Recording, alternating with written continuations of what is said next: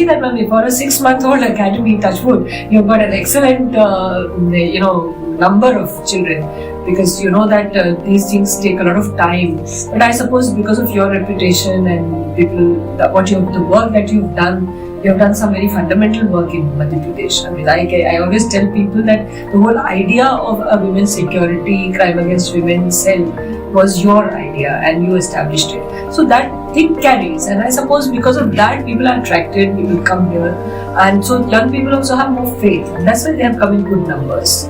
And I'm sure that it's going to grow from strength to strength. My best wishes are always there. Thank you so much. Thank you, Aruna, for coming to the academy.